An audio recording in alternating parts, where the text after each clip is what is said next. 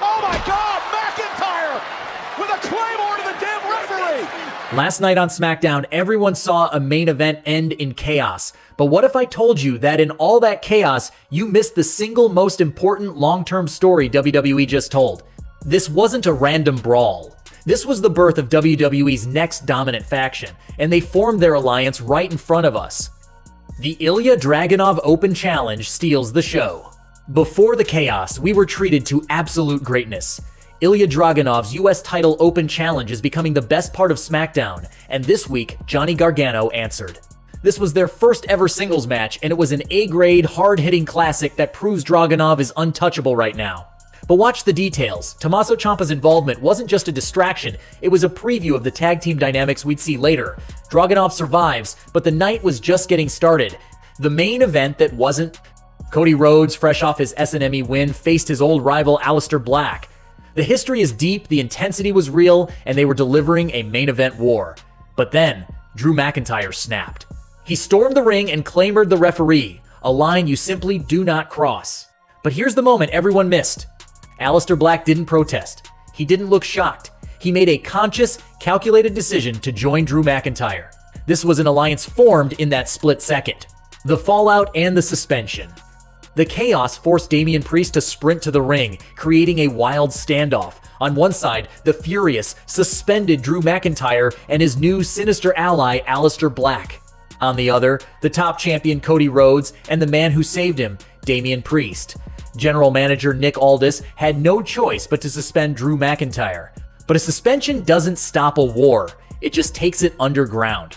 This new duo is now the most dangerous and unpredictable force on SmackDown. Time for the up, the down, and the ugly. The up, the unstoppable US title scene. Ilja Dragunov is single-handedly making the United States Championship feel like the most important title on TV. His weekly open challenges are creating must-see television and are a masterclass in building a workhorse champion. He's not just holding a title, he's elevating its prestige with every brutal 5-star match. The unlikely rise of a new top star. Look at the final segment. Standing across from the WWE champion wasn't a part-timer or a legend, it was Damian Priest. This wasn't just a run-in, this was a visual statement. WWE is positioning Priest firmly in the main event picture, and his decisive action here solidifies him as a top-tier player and a potential future champion. The down. The complete erosion of authority. When Drew McIntyre laid out that official, he didn't just attack a man, he attacked the very structure of the show.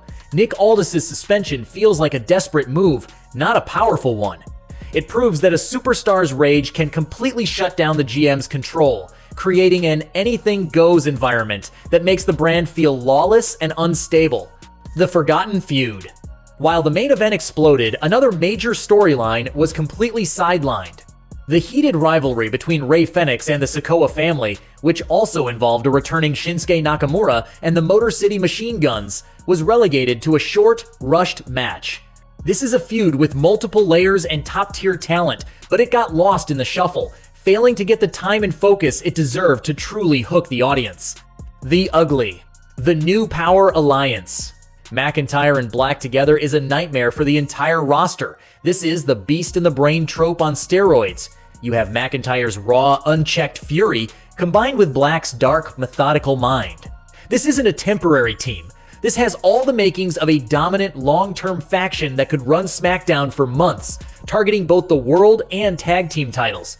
The inevitable civil war. This new alliance forces everyone to pick a side. We already saw the lines drawn with Priest making the save. This is the spark for a brand-wide civil war that could consume Survivor Series. The ugly truth is that SmackDown is no longer about individual rivalries, it's about surviving the coming storm. So, while the headlines will talk about the suspension, the real story is the birth of a new, chaotic era. A dominant new faction has emerged, the authority is crumbling, and the top of the card has been completely reshaped overnight. This leads to the big question. Who wins this new war? Does the duo of McIntyre and Black dominate? Or does the forced alliance of Cody Rhodes and Damian Priest manage to hold them off? And whose side are you on? Let me know your predictions in the comments. Till then, take care, and we are going to see you next time, Wrestle Newsmaniacs.